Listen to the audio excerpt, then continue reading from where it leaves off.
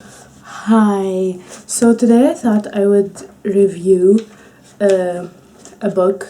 I've always wanted to do book reviews, and today's my first book review. Yay! So this book is called Veronica Decides to Die, and it's by Paulo Coelho. I don't know if I'm saying his name right. I'm probably not saying his name right, but yeah, I'm sorry. Anyway, when I first started reading this book, I actually stopped reading it because I found the main character Veronica to be like very like like she's annoying.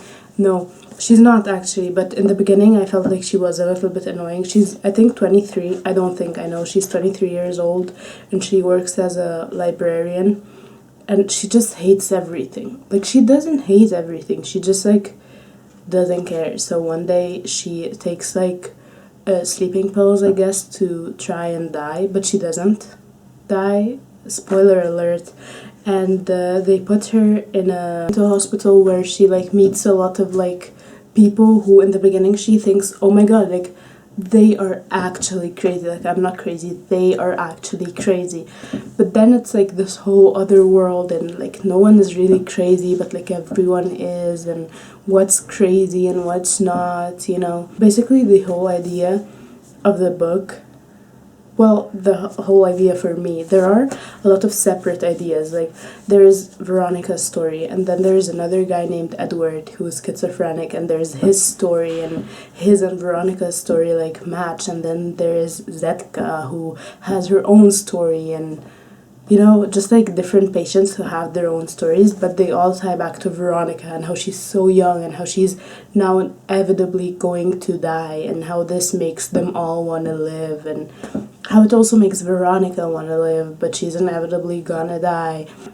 I will not spoil the ending, but the doctor at the mental hospital, he thinks that the way to make people stop wanting to die is to bring them as close to death as possible, which is so interesting. He just tries it with Veronica. He doesn't even try it with Veronica, like Veronica does it for him, if it makes sense. So what I want to do, like in every review, if this becomes something I do often, is I want to read to you my favorite quotes, and please don't kill me, I do use markers in books because how else are you gonna find what you're looking for?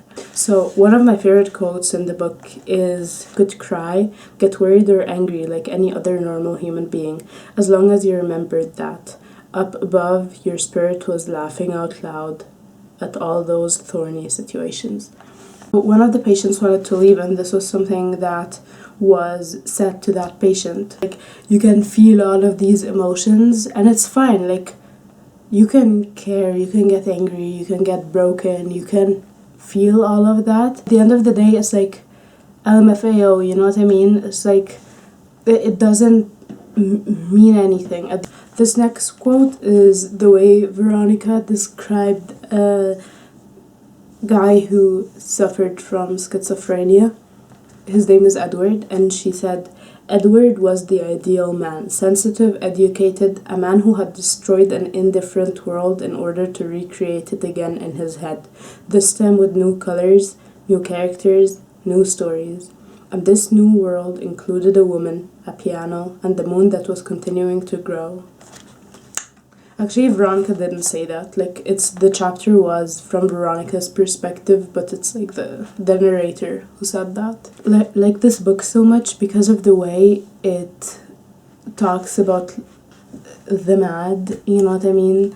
Because these are all people who are crazy, just like most of us are crazy. These are people who are crazy, but the book, it like shows you how they're not, and like everyone is crazy, and like who are we to say what's normal? What is normal? Normal is just what most people decide to do, but what most people decide to do is what most people disagree with. So there is no normal and no crazy, and no one is ever gonna be cured because no one was ever ill to begin with. Wow.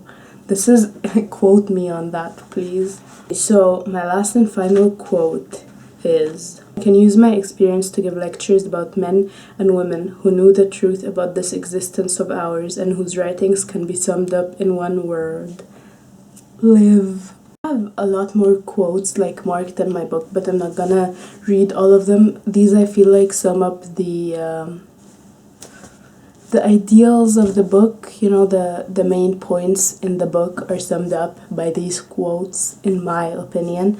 So yeah, I think it was a great book. Like, it's like the crazy talk, all the descriptions of those like thoughts and emotions of people who have been deemed crazy by society, and like showing how the doctor is kind of the most crazy out of all of them, and how people who live outside of the mental hospital are so insane in their own way and so dead inside, kinda. And like, why does it matter? Like, why are you yelling at her? Why are you telling her to be quiet? Like, why does it matter if people are looking? You know what I mean?